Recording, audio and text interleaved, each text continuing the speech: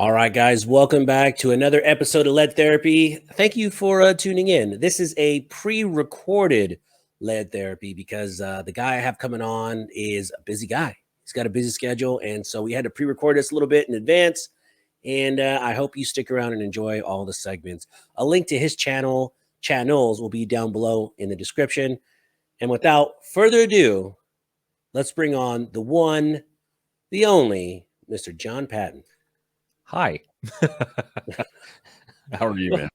Man, I'm doing great. Thank you so much for coming on and hanging out with me and the subscribers that are watching at this time. Oh yeah, it's great. I'm pumped to be here. I'm pumped to chat a little bit. You know, it's always fun to break up the day with a good conversation about who knows what, and hopefully some fun stuff. Yeah, it's so funny. So we met at the last CMMG event in Boonville, Missouri. Boonville. I remember I was talking to Dan, the firearm guy, and he's like, he called me up when we got to the hotel. And he's like, "So who you there with?" I said, "Oh, I'm here with GY6 and then John Patton." He goes, "Oh, John Patton, that guy's been around for ages. He's a veteran." That's That's true. my Dan, the firearm guy impersonation. Yeah, I have been doing this quite a long time. So TGC wasn't your first outing, right? You had a channel before that. That's correct. Yeah, I had one that I did for, I don't know, 3-4 years or so. And, I did gun reviews, pretty much the basic stuff. And then I kind of got tired of it. And I was actually going to stop doing gun videos altogether. And a few months later, TGC was born. So why were you just getting burned out? So I had gotten into this mindset of, really trying to please manufacturers. I really wanted to. And that didn't mean that we would like exclude things, but I felt like I owed them something. And a lot of them talked to me like I did owe them something. Now, this was back in, say, like 2012, 13, 14, in that time frame. A lot of them were just like, tapping their wrist, like, where's the video kind of thing. And, it wasn't my full-time job at the time. And I got really sick of it. And I wasn't having fun. I was just trying to get crap done, I was just trying to get it done and get it out of the way. So I got sick of it. And then I ended up doing some marketing for a few companies in the gun industry. We did some like promo videos and influencer marketing for a couple companies. And then the idea of TGC came up with the team that I had at the time. And, we decided to pounce on it. And the rest is, as they say, history. Yeah, it's funny you mentioned that. I've been doing this about just over 2 years now. I'm still cutting my teeth. But I was at a crossroads last year when I got this Kel-Tec Sub 2000. And I remember talking to Dan about it. And I go, "Dan, I really don't like this gun. What do I do?" He goes, "Just be honest. You don't want to be a shill." And I go, "That's right." So I didn't go too hard in the paint on him, but I could not stand that gun. It just, for me personally, I didn't like it. And that's what I just said. And that, and I went pretty hard in the paint on a Kimber 1911 that I picked up. And, when you first start YouTube, for everyone in the chat or everyone watching, when you first start YouTube and they send you a free gun or a gun or a discount gun, you get so excited. You're like, "Oh my God, I got a holster, I got a belt, I got a gun, I got a optic." What if you don't like it? Then you have a moral crossroads you have to cross. You're like, "Should I be honest?" And then you just have to be honest. You got to be yourself. It's a question of whether, a lot of people get stuck on this when they're making gun reviews. I want this company to think of me favorably. So mentally, you end up taking on this stance of, I need to speak about this product favorably in order to have that continue. You want the next gun, you want the next cool thing. And a lot of people, and I got caught up in it years ago, this mentality of, I have to come at this from an ultra positive angle or they won't speak to me ever again. And, Right. There are some brands that still operate like that, but, not all of them do. A lot of them have learned over the years that that's not going to fly.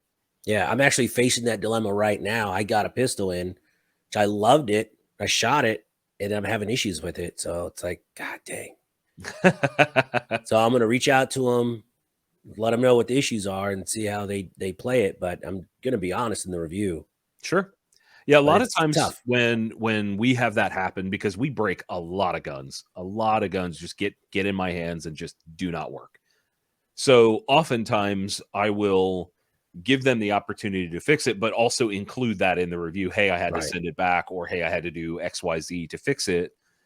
But I think all of that goes into, or should go into, a good review. Yeah, I did that with the Kimber. So I bought a Kimber Repeat in 10 mil. It was absolute garbage out of the gate. All on film. Jam, shoot, jam, shoot, jam, shoot. It was terrible. And I spent my own money on this gun, and I'd saved up for it. And it was like $1,600, $1,700. And man, it hurt that it sucks so bad. To their credit, I sent it to them Monday. I had it back to me Friday, working flawlessly. Okay. So their customer service is fantastic. Kimber customer service, but that's how it should have left the factory to begin in the beginning. Yeah, Should I never have agree. left that chewed up. It was terrible. It's terrible. So how many years you said you started in 2010? So I think the first gun video I ever made was like 2011, something like that. Okay. I don't remember. I'd have to look at my old channel and see. The first review I ever sat down and did was on the Walther PK 380, and it was bad. It was really, really bad. It's hard to watch. Those are the best ones to watch. Yeah, it was bad. I totally ripped off Nut and Fancy's talking points that he was doing at the time. I don't know if he's still doing them. I haven't seen a Nut and Fancy video in years, but They're still 3 hours long. yeah, I'm sure. They're just too long for me, man. I like his format. It's just too long for me. I think he's very, very knowledgeable, but since he's never really been a part of the gun tuber community, I never really got to know him or talk to him or anything like that. But yeah, I've been at it for years, over a decade now. Yeah. So you got burned out. You're like, I'm done for a little while. You took a few months off. How did you start TGC? Because I went back and I watched your first TGC episode 1, and it was so freaking polished. I was like, are you freaking kidding me? He had, it looked like you had an editor. You had, a lot of good video tricks up your sleeve. It was well put together. And that was your first video. I'm like, no way, is this his first video? So, Impossible. I mean, obviously, I had years of learning how to present in front of a camera. I had years of that practice. However, there are also, I don't know how many videos never got published, but I have at least 3 or 4 full episodes of TGC News that never got published. They're on the channel. They just never got nobody ever hit publish because they weren't quite ready. The idea for TGC came about in like January or February of 2015, and we didn't launch until June of that year because we spent time making sure that the videos were really good, building brand relationships, getting sponsors on board. Like I had a golden opportunity because I had spent years prior building relationships and meeting people to turn that into what is now a full-time business. It was full-time for me since day one. And I did have an editor, and then a few, I don't know how long ago it was or what time frame it was, but I ended up having to take on everything myself at one point. So there was a good stretch of TGC where all of the videos were edited by me 100%. And I write everything, I gather all this stuff. And now I think it was like 2016, Izzy, my current editor, started editing the Legal Brief, which was a show we did at the time was very different than a lot of content that was out there. And Izzy started on that, and then he started doing TGC News, and now he is the editor for TGC. And yeah, we crank out a good amount of content. That's for sure. We crank out a lot. Now, did you have a hard time letting someone else start re-editing your videos? I hated it. I mean, we're still, I mean, this is years later, and Izzy and I are still, constantly moving and evolving. Like, try this, leave that out, cut this. It's a collaborative effort all the time. And I am a control freak, but I've sort of had to come to terms with the fact that I don't have 40 hours in a day. Yeah, editing a video takes a long time, and my wife keeps telling me, "Just get an editor." I'm like, "Well, I work 45, 50 hours at my real job. YouTube is a pastime, and I'm still putting about 20 hours, 25 hours a week just in YouTube. I have a backlog of stuff to do, and I don't make enough money to really pay an editor. So I'm trying to rush my kids into growing up so they can start editing, you know? My son's 10. I'm like, "Hurry up, man. Let's cut this Pokemon stuff out. Get Yeah. on DaVinci Resolve. That's what you wanna do, buddy." Here's Final Cut Pro, bud. Yeah, yeah. So it's a process, but no one tells you how hard it is. Now, it's funny. So you must get this a lot when someone that says, "Hey, I want to start a gun tuber channel." What advice do you give them? I know what advice I give them. What advice do you give them? Hmm. Don't suck. No, that's not. That's That not really helps. good advice. I think the number one thing that a lot of guys screw up on is consistency, and that's a very, very broad term. Like, you have to consistently deliver consistent content, Right. and I think a lot of guys mess that up. They get caught up in what's going to get views. What's going to, a lot of guys end up copying somebody else, and that's not really a good spot to be in. Right. And when they ask me, I just tell them, like, take out a pen and paper. This is very important. Step one, quit. Don't even do it. Because if you think you got to have the right motives and reasons behind it, because a lot of the guys coming up, they're like, "Okay, well, I have 1,000 subs. Where's all my free stuff?" And it doesn't work like that. I mean, you have to constantly reinvest into yourself, and you're going to lose money before you make money. It's just like any other business, and it's a lot of work. It's a lot of work, and you have to learn how to edit, storytell, do camera work. I mean, you got to learn a lot of stuff to even just be shitty at YouTube. It's true. It's true. And everyone's like, "Oh, you've been doing it 2.5 years." I'm like, "Man, I'm still cutting teeth. I still got 3 or 4 more years of hard work before I start climbing that ladder." So people expect it overnight, and it's just not. I mean, you got to really prepare for a long road ahead. Yeah, there are some channels that blow up quickly. That happens. But it is like hen's teeth. It is not a common thing. And I feel like the preparing for the long road, like you said, is the way to do it. Even if you blow up, you still need to be prepared for that. Right. And we'll get into this later, but let's just talk about it now.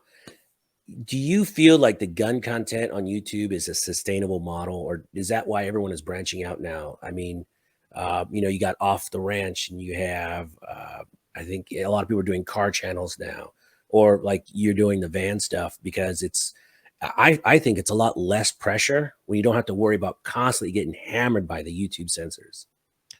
So I can't really speak for why everybody else did what they did. I mean, Off the Ranch, Matt's other channel, has been around for almost as long as TGC, if not longer. I don't know the exact date, but he had a channel called Vet Ranch prior to Demo Yeah. Ranch. So, like he's been running several channels for years. And the car channel thing, I mean, that's just a common, like, a lot of gun guys are also into cars. And what they see is the success of a car channel and the potential to not be pinned down by YouTube, and they go for it. Like me, there's actually videos on my old channel of my old car. And I was a gearhead before I got into guns.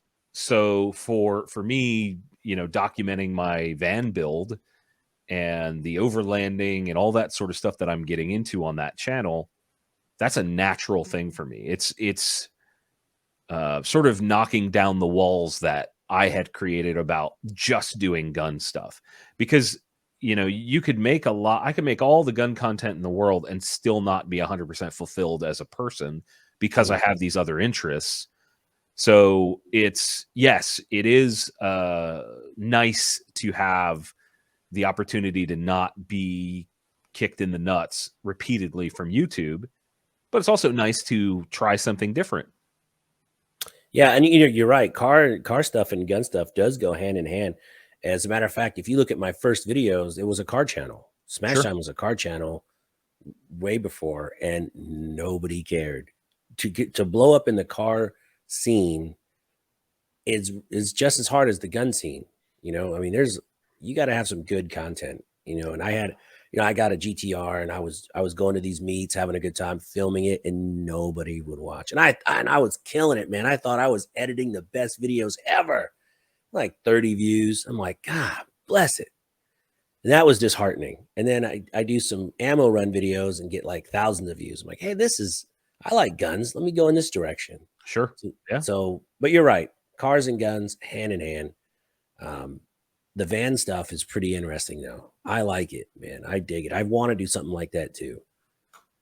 It's certainly there are a lot of opportunities to document some really interesting stuff.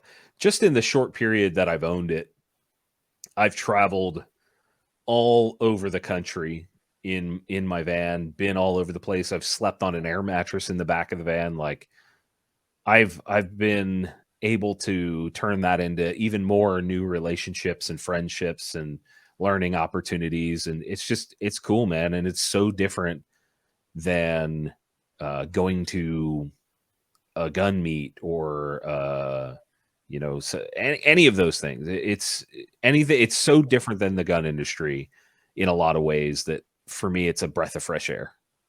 Yeah, that was actually the very first time I saw your video. Any of your content was your Road to SHOT Show. It was like 5 or 6 parts, and it was just Oh, sure. documenting your Road to SHOT Show. And I thought, man, this is really interesting.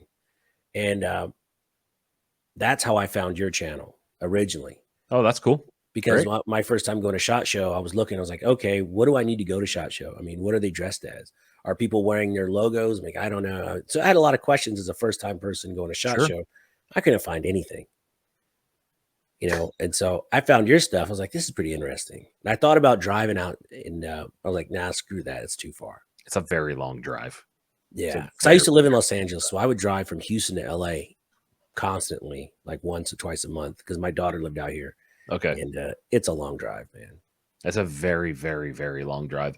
I live about an hour outside of Philadelphia, and we drove to and from SHOT Show, and that's it. I mean, we made it take 7 days intentionally just to break it up. You have to. All right. So let's talk a little bit about you as a person. So have you always been raised around guns? I mean, we always had guns in the house. I wouldn't say I was like a gun guy. I grew up shooting in the backyard, grew up in the sticks a little bit. I was a Boy Scout, and firearms were around. My dad and my older brother, they went on a few hunting trips, and I never really got into hunting until I was in my 30s, I think. I'm trying to remember the Okay. first time. I think it was in my 20s when I went pheasant hunting, and that was awesome. I actually, the first time out, I had a pump shotgun, and then the next time out, my old channel had grown, and I had a Beretta shotgun, a semi-auto that I was demoing on a pheasant hunt, which was really cool. But to answer your original question, I had guns in the house, but it wasn't like a core of our life as a family. Nice. So how did you get really into guns? Do you remember the first time you're like, I really, really like guns. Let me just go balls to the wall in this direction. So there are two people in my life that I sort of credit with that, and both of them are named Mike. Oh man. Yeah. So the first Mike is a guy I went to school with here locally, and he was a Marine, and he took me to a local gun range, and we shot a bunch of stuff, rented a bunch of stuff, and I'd never really shot, like a revolver or like a 22 pistol. I'd never really shot that. All we had growing up was the gun that you can't see. It's like right out of frame. It was just like a bolt action 22 and like a shotgun. So, to go and try that and then also try some machine guns was really eye opening. And then I had another friend named Mike in Chicago area of all places that Right. sort of he was big into guns and kind of fostered my interest in firearms, and showed me a bunch of stuff and let me shoot a Desert Eagle for the first time. And that was those two core experiences just expanded. And then I was like, oh well, I'm watching this guy do reviews on YouTube. I'm watching all these other people do reviews. I could do one. I could do better than that. I'm way better.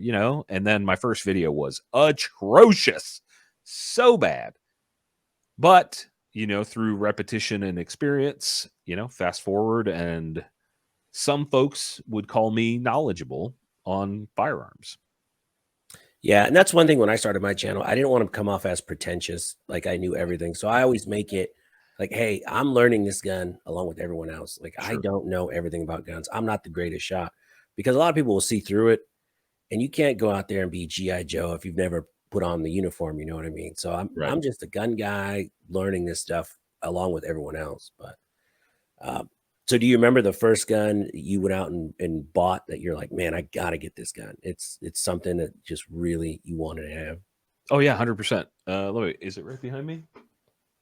No, I took it off the wall for some other thing.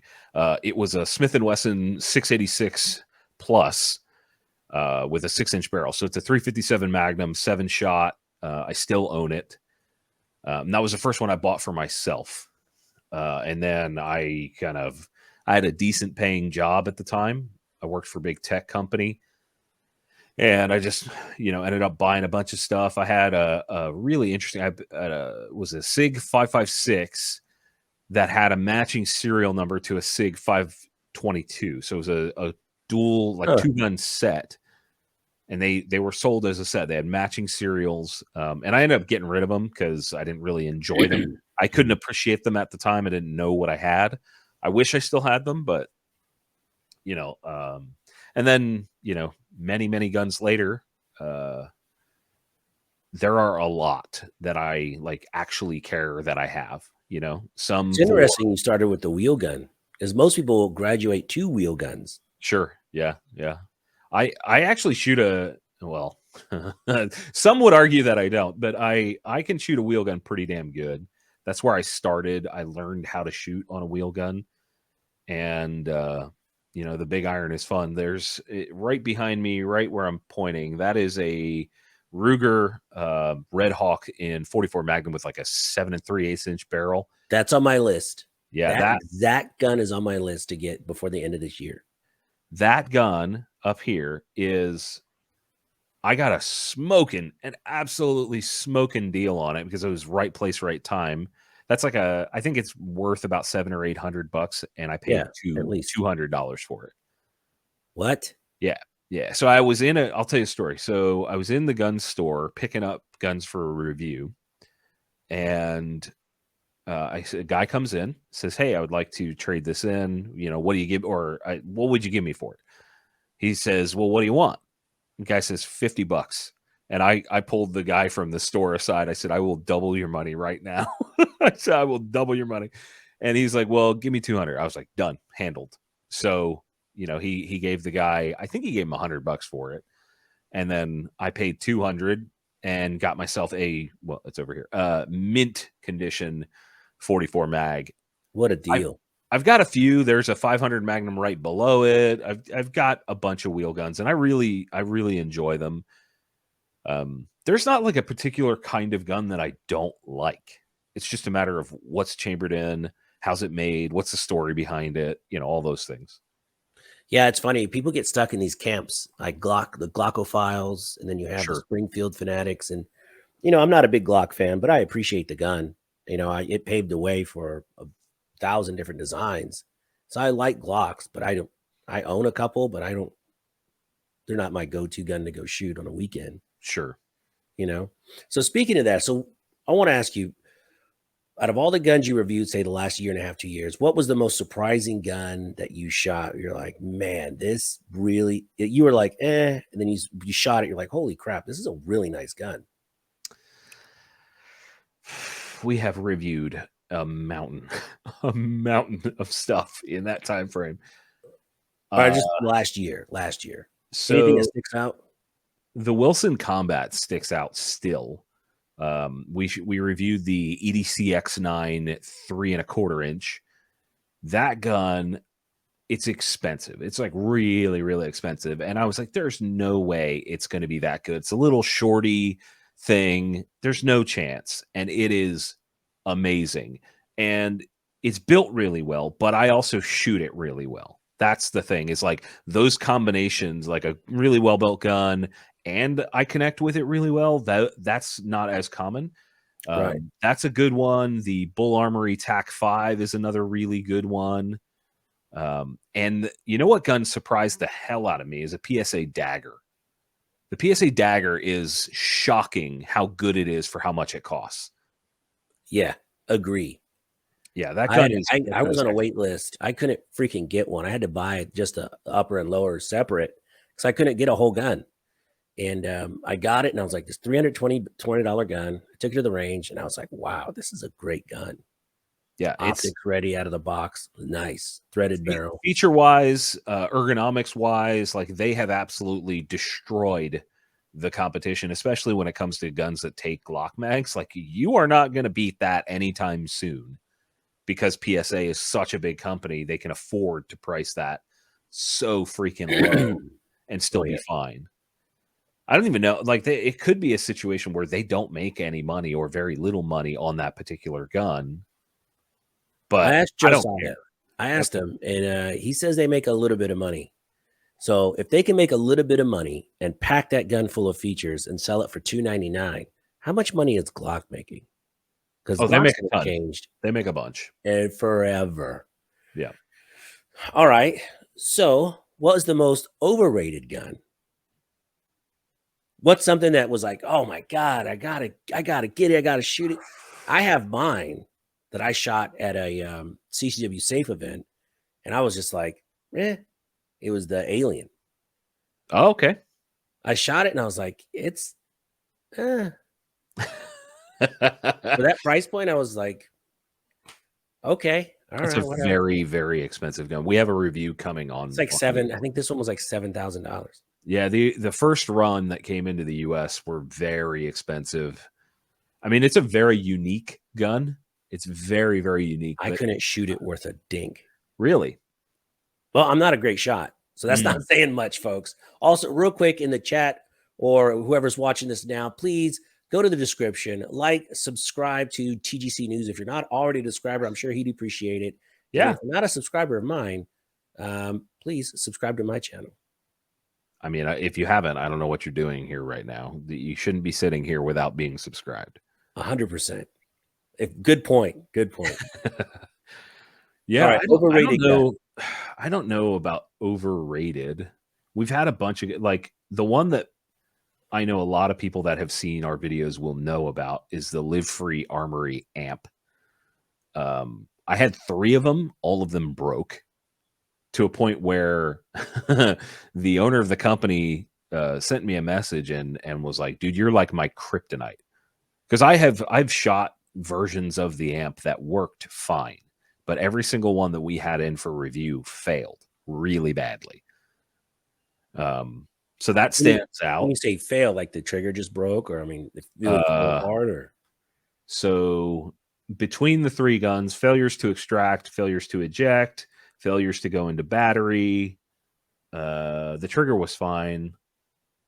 We had the front sight on the first gun. The front sight turns sideways. So imagine it's like this. It turns sideways, and it was like a goalpost. That's neat. Every single one of them at some point yeeted the fiber optic out of the front sight. Yeah, they had some issues. And what's interesting is PSA, Palmetto State Armory, we're just talking about them. They're going to buy the frame, I think, and put the dagger upper on it as a metal dagger. I think that's coming. I think they call it the Switch, maybe? Yeah, I don't know. Switch. So that's interesting. You know, it's funny. That's not common knowledge. Really? Well, not a lot of people talk about it, but, you know, I put the connection together right away because, you know, I really wanted to. I like Live Free Armory. I have a couple of their slides, so I was familiar with the gun already. And then when PSA, I saw it in their booth. I'm like, wait a minute. Yeah, that's the same thing. This looks very familiar. And I feel bad. The Live Free Armory, they're great people. Like, they handled the situation really well. We had phone calls. So the first time we put out our video, I get a phone call from Colby, the owner, and he goes, "We just shut down production. Tell me what happened. Walk me through every bit of it, because they don't want guns going out that don't work." Right. So the fact that he did that and then continued to try and invest in making sure that the guns work, even still, is really cool. And, I feel bad that we had so many break, but, it is what it is. We put out a video not super long ago on the Smith & Wesson Volunteer XV Pro or VX Pro. I don't remember. But it's a $1,600-ish AR-15. And it's kind of just meh. Like, they call it a pro model. The trigger's kind of heavy for a pro model. And it wasn't particularly accurate, or, there wasn't any like standout feature about the gun. It was just kind of okay. Yeah. So in a way, that's almost worse than being bad, because it's not really memorable. Yeah. So, Josiah and Cameron were on my live the other day, and they both said the same thing. If you're making ARs now and you're not pushing the boundaries with some kind of innovation, some kind of new rail, some kind of new feature at a good price, you're going to be kind of dust in the wind, I think, soon, because the market is tough. You can't come out and stay relevant with the same BS. And so I asked him, "Is that why you brought back the quad rail?" Because he goes, "Oh, people love the quad rail." I'm like, really? Yeah. I'm not I am not one of those people. I'm not a big quad. He says it sound like gangbusters, so more power to him. Good for them. Good for them. Yeah, good for them. Good for them. But Live Free Armory is another company. They have a aggressive price point on their ARs. Super aggressive. It's like $699, $700 for a really nice AR-15. With a lot of they came to GunCon last year and brought out some of their rifles, and that was the first time I'd ever been able to handle them or shoot them. They were pretty good. Pretty good. I mean, obviously I didn't like sit down and group it at an event, but it was pretty good. Pretty good. All right. Now here's a question I was asked to ask you. Oh boy. Best budget gun you would trust your life with? Dagger, hands down. Really? The dagger. 100%. Man, I have yet to see a dagger fail in my presence. And with all the other guns I've seen fail, the dagger just runs like a damn sewing machine. I have shot the shit off of that dagger. I have not one failure to feed, nothing. And I've shot steel case, rusty steel case. I only shoot reloads mostly because I shoot so much. Okay. And it just eats it all. Yeah. All of it. Yeah, we've had some really good success with that gun, and I'd carry it. There's a few guns, like my current EDC is an HK VP9. I would also carry the Masada Slim, hands down. We've got I probably shouldn't talk about all of the reviews that are on deck, but there's a few guns that are coming that I would absolutely trust my life with. But in terms of budget, like, you don't really get any lower than the dagger. Yeah. I mean, heck, you could still put a really nice, you could put a Trijicon optic on it and still be under $700. Mm-hmm. Yeah. That's crazy. Yeah. Crazy. All right. Now, on the reverse of that question, what is the whatever gun? What's your favorite gun to EDC if price is no object? Like, what's your go-to? Whatever. The Wilson Combat.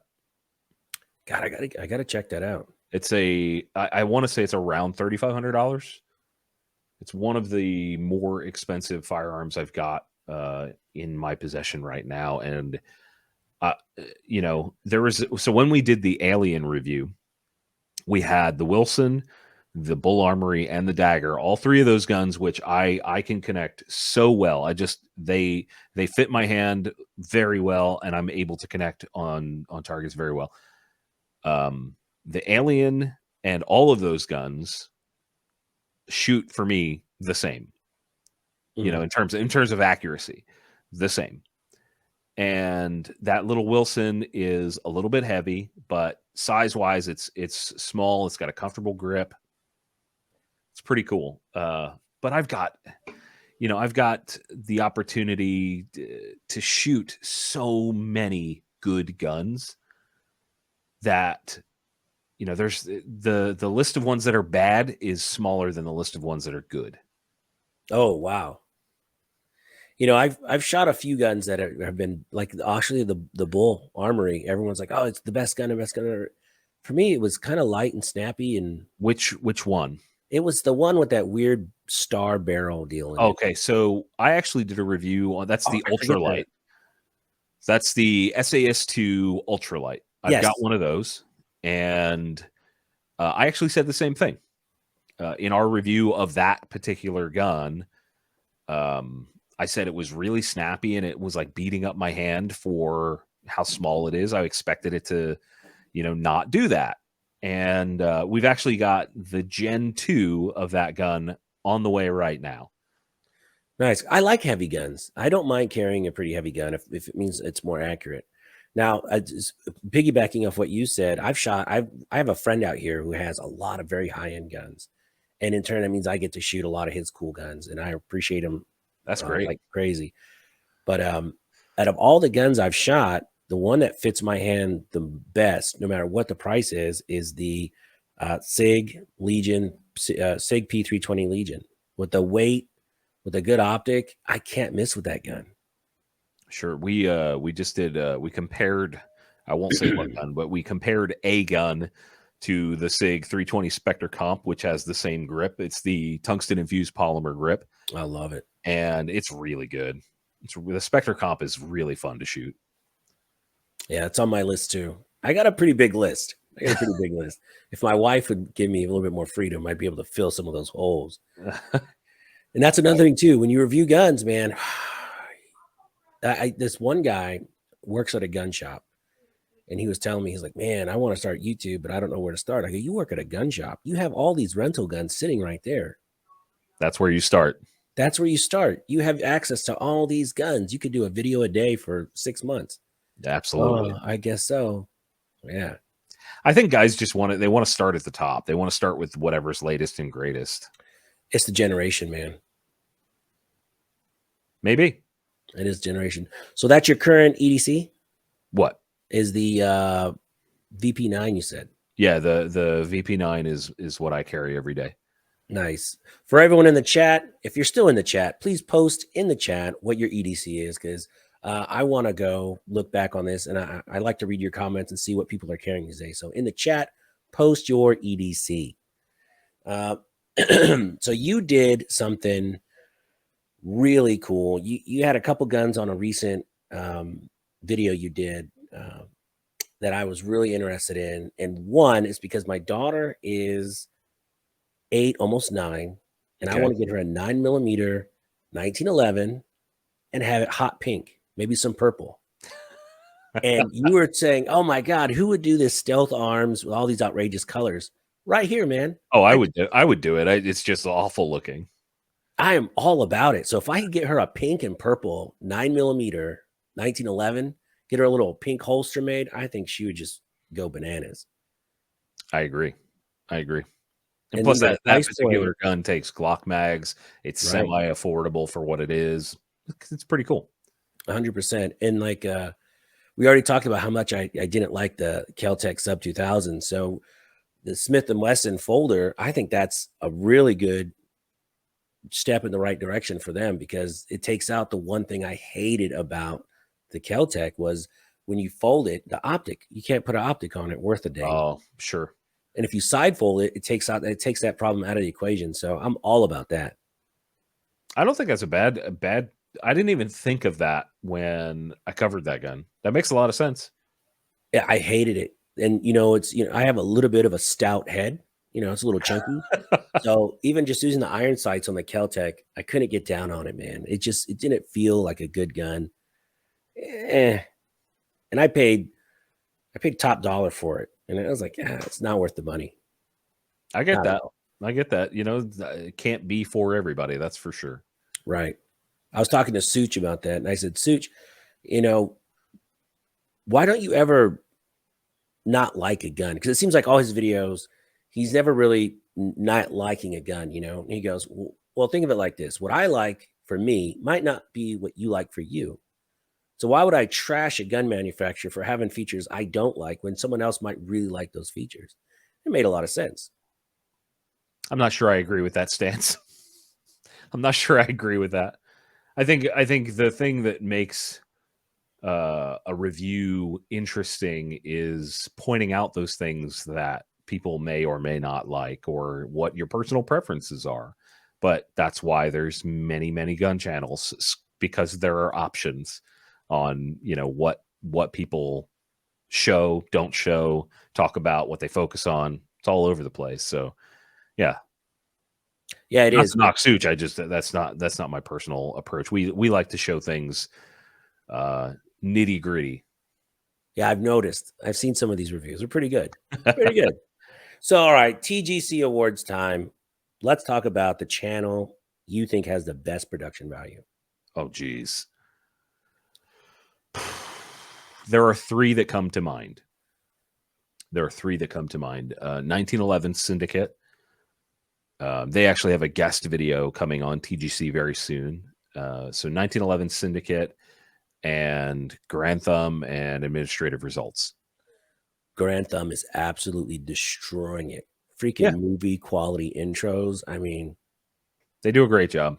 it's hard. I mean, it's funny because when you start out and you're at my level, you're like, man, that's a long road to travel. Not to be like them, but to get up to that stature where you can have access to all this stuff and learn how to do it. I'm like, I'm excited. Every time I see someone raising the bar that high, it gets me excited. I get a little bit of a chubby going on. I'm like, man, I want to do that eventually. I want to go in this direction eventually. Sure. And it just takes time.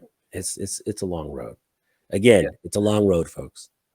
So They came out things at a perfect time with Mike is very good in front of a camera, and his camera guy Micah is very good at what he does. It's all good. yeah, it's hard to not to like their production value is that's who I was going to pick for production value. Top notch. Grand Thumb has it down right now. Sure. So the elephant in the room, the one everyone wants to know about is the brace rule. And you had just done a video about, was it last month, where you called out a lot of these gun manufacturers and like, get off your ass, pay attention, get vocal, because we need you right now. Because if you lose this one, it's a slippery slope. We need you right now. And that's when I was like, damn, I really like this guy. So that's what hit me out. That's why I'm like, oh, you know, let me subscribe to this John Patton guy and really go deep into his archive here. Sure. And that video, I really enjoyed, and it's true. So, how do you feel about the pistol brace rule? If you're a betting man, do you think it's going to pass or fail? Well, the rule is already there. It's just a matter of whether we can get it stopped. Right.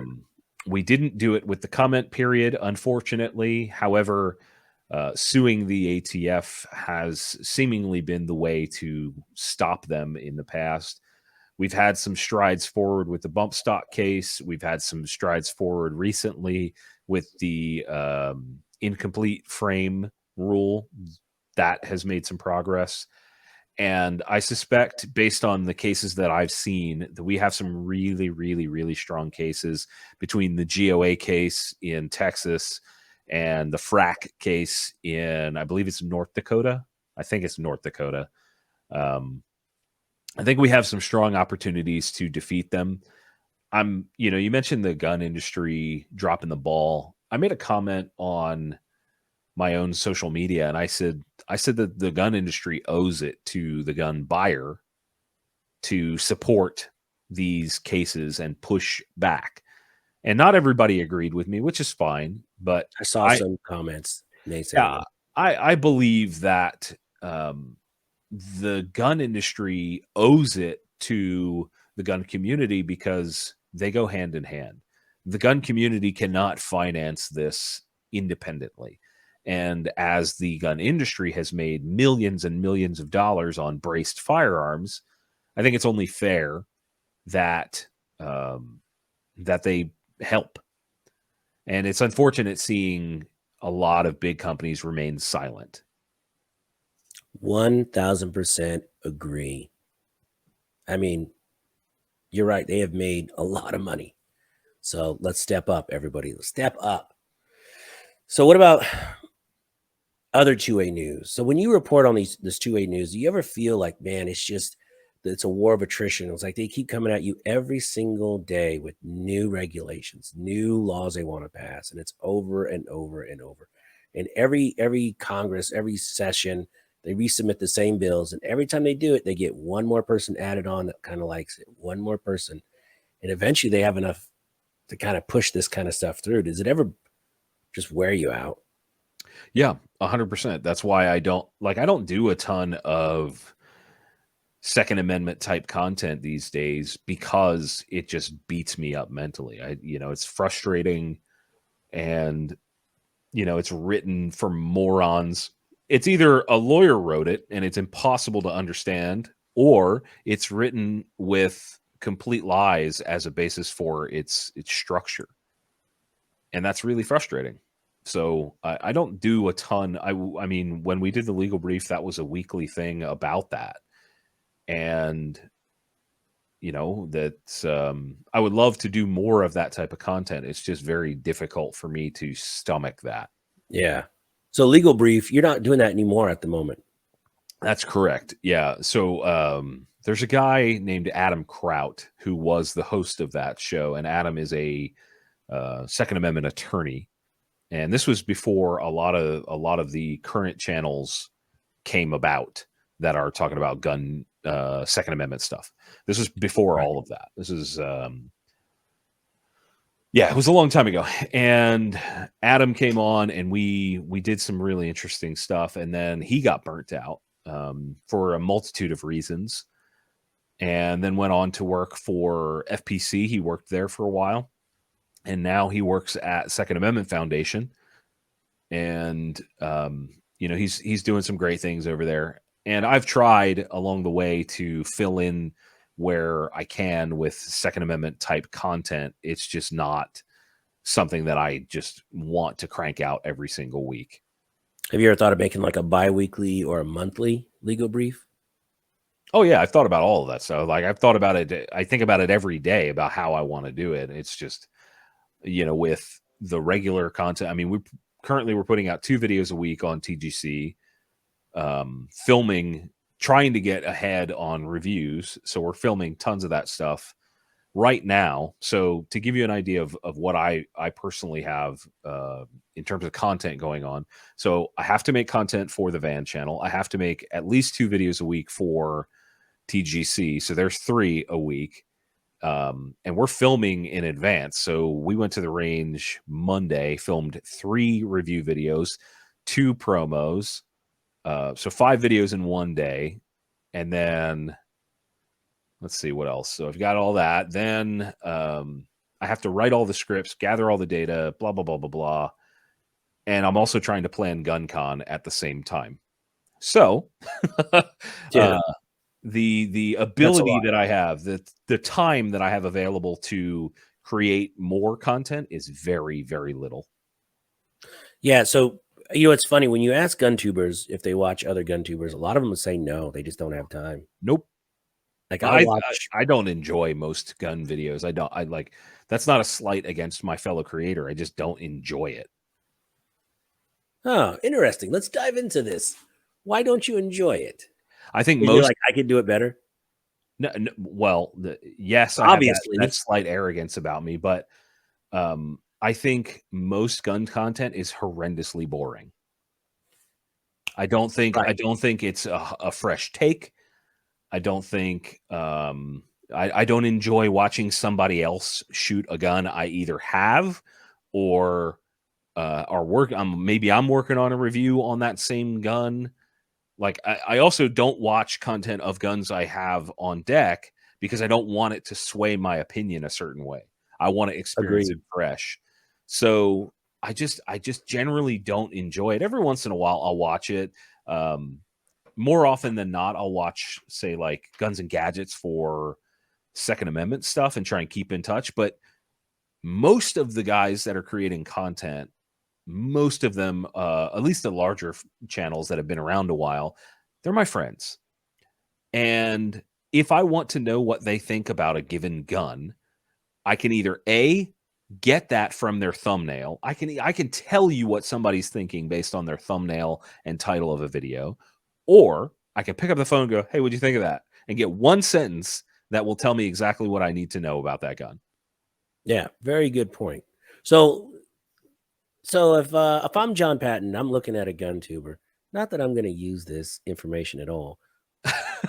What do you look for? Like you'll stay on it more than 5 seconds. Do you Okay. like intros? I hate intros. So I did an experiment. I was at Jared's house, Guns and Gadgets. I was sitting on his couch and I said, "Look, most content is really, really boring. Like just generally, most content is boring. Most gun content is boring."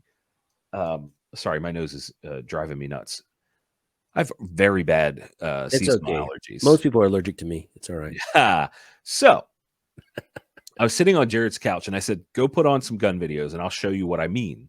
So he puts on a channel and guy goes, "Hey guys," gone immediately, gone. In this video, gone. Like there are so many cliche things that I have seen over the years that I just don't want to watch. And I realize that as an adult, I don't have to watch them. And there's this weird thing that has been going on in the gun tuber community for years, that just because somebody else makes gun videos, we should all support each other. Well, no, I think you should watch stuff that you want to watch. I don't think you should blindly support people that you don't enjoy. Like they might be a super nice person. That doesn't mean you have to watch their content all the time. Not only Agreed. that, but like I just told you how little time I have, right? And how much of that is gun stuff. I am not going to sit down and watch more gun stuff. I'm going to unwind from that and watch something different. Yeah. Like, especially in your personal time. Like me, I got 2 little kids at home, and I try and spend as much time with them. Like today, I'm taking them out of school early because my daughter has to shoot this cool little rifle right here. Dude, that thing looks slick. I don't know what that is. It looks like a 1022 thing. Yeah, That thing looks, I love that stock. Is that a KRG stock? Oh, Oh, he's getting it down. I'm getting it down. This is pre-recorded, so it's fine. This is pre-recorded. It's an unloaded gun, of course, but it's a KRG stock. And I saw these KRG. guys at SHOT Show, and I was like, man, I really like this red stock. I think my daughter would go bananas for it. And they go, we have one that has a scuff in the warehouse. We'll send it to you. I'm like, man, Yeah. I'd appreciate it. So I already had the 1022 done. I have a precision armament brake on the end. And I just got this new Vortex scope. So we're going to go sight this in today. And she is so excited to shoot. And that's really the whole basis of it. She's 8. She doesn't like loud noises. But now she has her own gun to shoot. That's her favorite color besides pink. So she's all about it. Now she can't wait to go today. So I'm going to go take him out of school about a half hour early. And we're going to go to the range and go shoot. Play hooky. Dude, that's cool. I love the way that thing looks. I love that color. I think it looks really neat. And as a kid, that's like, to a child, that's a sniper rifle, That's cool. It's so cool. She cannot wait. Yeah. So that's what I'm doing today later on after we finish. But I'm going to go sneak off, take him out of school, and then get forgiveness from my wife from later. So GunCon. This is something I missed last year. I didn't even know it was an event. I didn't hear anything about it. Can you tell us a little bit more about GunCon? It's in its 3rd year, second year. This is, well, technically GunCon is in its 2nd, but this is year 7 or 8 of the event. So GunCon is the evolution of an event that I've been doing for several years called the TGC panel. So the TGC panel started years ago as just a Q&A, bring together the top gun video creators that I could get to listen to me into a room. And then we brought a bunch of audience members and just did a Q&A and then gave away a mountain of stuff from sponsors. That's a great idea. Thank you. So that evolved over the years. It has taken on many different forms, many variations. Lots and lots of people have come. And what we used to do is bounce around with NRA annual meeting to different cities and do it in that city at the same time as the annual meeting. And as some of your audience will agree with me on, the NRA doesn't give a shit about content creators. So during the pandemic, we actually had one, I think it was 2021. I don't know. We had one that was set up to go in Texas, and then the event location pulled the rug out from under us, which was really Where in frustrating. Texas? It was going to be in Houston at, same town as the annual meeting. So that was going to be a thing. And then the shop said, no, we don't want to do it anymore. And Can we name the shop so I no, can I'm not going to do that. I don't want to give them any free press. Whatever shop it was a dick move. Yeah, it was a bad time. However, it was also a really difficult time to manage. A lot of people didn't know what was going on with COVID, blah, blah, blah. So that, we kind of hit pause.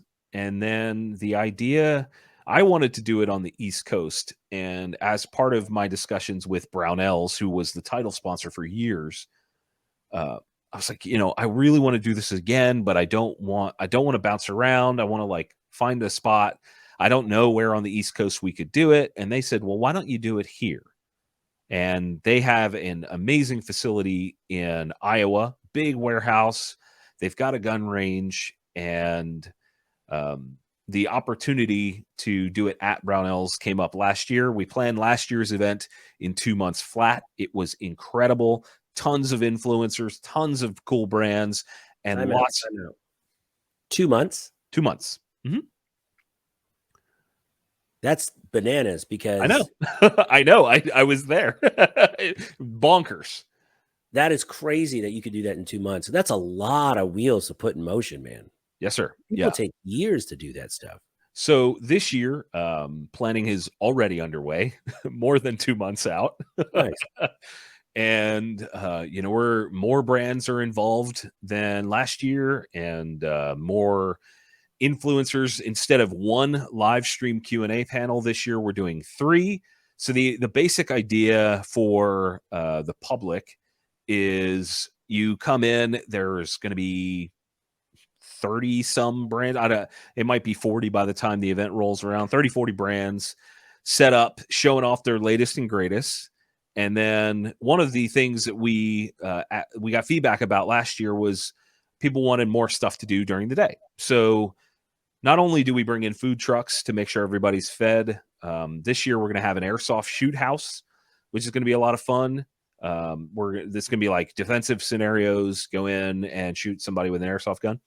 So that's cool. And then we're going to have 3 educational seminars, one on AR-15s, one on reloading, and then one on medical stuff. Then we're doing 3 live stream panels this year, one with industry folks as the presenters. Then we've got the next gen creators, who are folks that have a good audience and are growing, sort of up and coming, that sort of thing. And then we've got the elite panel, which is folks that have been doing it for a very long time, maybe have huge audiences, and are generally looked at as sort of the OGs of GunTube and that sort of thing. And everybody sits down during those and answers questions. We live stream it out to a bunch of different channels. We take questions from online and in person. And then at the end of the day, the folks that are there, so when everybody comes in the door, they get a ticket, and you can go around and put your ticket in whatever bin you want to win something from. So every vendor there gives stuff away for free. Oh, nice. So it's a lot. There's a lot going on. And not only that, but we invite as many quote unquote influencers, content creators as possible. We'd love to see you there. Is it still like June, July? Yes, it's end of June. So this year, the public side of the event is June 24th. It's a Saturday in Grinnell, Iowa. Nice. Tickets will be going on sale for $25 a piece very soon. We're building out the website right now, working on payment processing, because big payment processors are very anti-gun. We're trying to find one that is not, so that we don't get screwed. There's no pay at the door kind of thing. No, because last year tickets sold out. They were free last year, but we got rid of tickets in 8 hours. Wow. I mean, it was like 99% of the tickets were gone in 8 hours, and then we had a few that lasted to 2 days. But like this year, the same thing is very likely to happen, especially with the amount of panelists that we have involved promoting the event. I suspect those tickets will not last long. So at the door is usually not a thing. So why so cheap? Because I think $25 is a very aggressively low price in this day and age. Well, I don't think it's fair to charge like $100 for that. I don't think that's fair. Maybe in the future, it'll continue to grow and the value will go up or the cost will go up. But for now, $25 a head, and What a then deal. all of the brands, they pay to be there. It's not like I have zero, but I have a very small budget from just those few people that are going to be there. But this is not an event where I'm trying to like rip people off. I'm not trying to do that. I want people to feel like they're getting some really good value, and the most important thing is that $25 goes to making sure that everybody gets food. Like really, that's the key for me, is making that sure includes food. Fed. Yeah.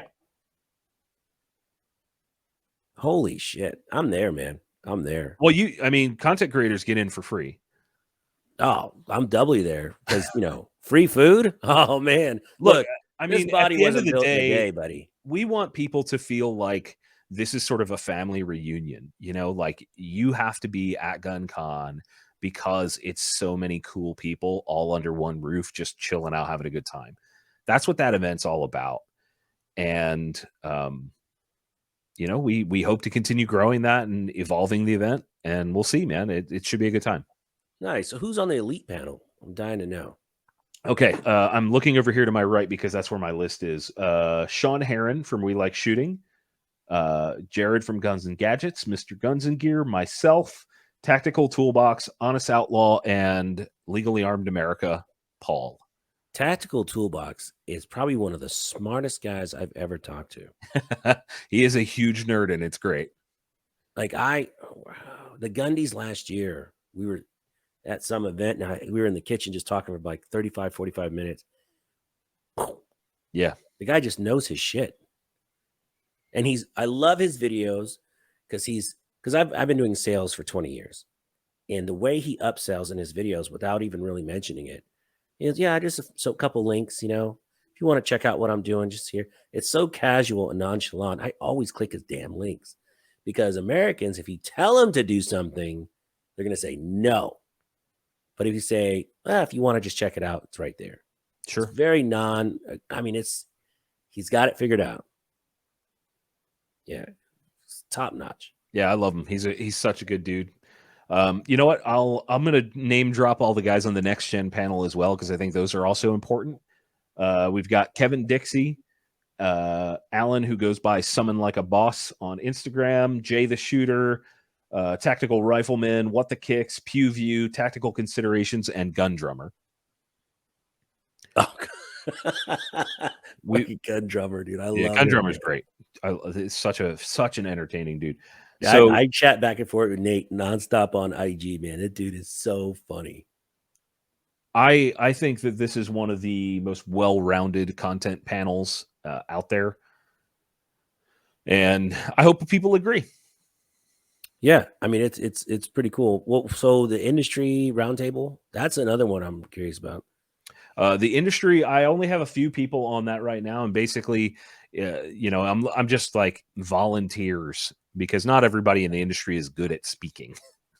There's a lot of engineers that are not good on camera, but are very intelligent dudes. So what's very likely to happen at the event is I'm literally going to go around and go, you're on, let's go. Oh, great. No prep time. No, you don't need prep time. Yeah, it's funny. So when I do these lives, everyone's like, well, what are we going to talk about? Stuff. Well, your job is to show up, and then I have all the questions kind of mapped out. Right. It's just a conversation. And they're like, well, can you send me a list of all the questions? No. That's not fun. No, it's not fun. And then I try not to talk to them before the show. Like, hey, what's up? Okay, I'm going to start, because I don't want to talk about something really cool and authentic and then try and recreate that moment on camera. Sure. That's like, nah, let's just go with the flow. Have a good time. I agree. So GunCon, so we'll be able to like shoot guns there too. So the range day is a VIP and media only range day because we do not have the space to accommodate a public range day. We just don't physically have the space to do it. Okay. So, content creators, if anybody out there is a content creator and you want to be at GunCon Range Day, shoot me a message, email, DM, whatever, and we'll see about getting you on the list. That is, again, a bunch of brands showing off their latest and greatest. So you have an opportunity to shoot it. Unfortunately, that is something that we'll look at for future events for the public, but unfortunately, we can't do that yet. It's also a liability nightmare. Yeah, And it's very tough. yeah, that's a liability nightmare, and I can't afford that big of an insurance policy. Yeah, like honestly, when you've been to IV-88 before. I have many When you times. go to that, I was at the first one. holy shit. Yeah, That's pretty cool. I told you I've been doing this a long time. Yeah, so the last one I went to was fantastic. But when you look at all these guys, and granted, they're all gun people familiar with guns, but accidents do happen. And when you see all these people shooting at once, especially when he shoots that cannon off, man, and you're like, oh, everyone just wants to grab a gun and shoot. I mean, knock on wood, nothing ever so far since I've been going. I've never seen anything remotely dangerous there, but God, that's a lot of responsibility. That's a lot of responsibility, Yeah, And and then when that you is just have not random that's people from not the a public come in. event. Yeah, like the involving the public in a range day is a huge liability nightmare. And I mean this year, so far GunCon planning is essentially right now just me, and the Brownells team hasn't even been spun up yet. They handle a lot of the on-site logistics and all that sort of stuff, so they are hugely involved. But the larger side of things, brands and all that sort of stuff, it's on me. And I'm not an attorney, and I don't necessarily have the money to pay an attorney to figure out what kind of liability we Right. need. Like that is a very, very complex thing because you don't know what experience level people have. You don't know how they behave with a firearm. Like there's inherent challenges to overcome with that. And I'm just not big enough yet. Yeah. Well, heck, man, if there's anything I can do locally here in Houston to try and help you with the event, let me know. Sure. But so far, if it's at the end of, you said end of June, Yes, sir. wide open for me. So We'll put let it me on your know. calendar. Do you have an exact day yet? Yeah, the 24th. All So right. for you, it'd be 23rd, 24th. For the public, it's 24th. Got it. You write that down. I always get in trouble because I don't write these things down, folks. Sorry. 24, 23. Like I said to those that are watching right now on Smash Time, I would like for you guys to check out guncon.net. I'm not sure when this episode will go up. However, that is where the website will be. It may not be there yet. When you go to look, it may not be there yet, but keep an eye on it. Tickets will be on sale very, very soon. Guncon.net. And at $25, geez, that's a no-brainer. And that's including food. Yeah. Guys, if you're in the area and you have a chance or an opportunity to go to this, just go. Just go. $25. That's lunch at McDonald's these days. I mean, it's freaking expensive. Yeah. So sounds like a no-brainer. Well, hey, man, I know you got to run. I really appreciate you coming on and talking about all this stuff. GunCon sounds like a fantastic opportunity. Thank you to Brownells for helping you put this thing together. And I can't wait to go. So any parting words for the audience? Subscribe to Smash Time. I could not agree more. And like I said, folks, I will have all of his links down in the description when this video goes live. And that's it. Thank you guys so much for watching. Till next time.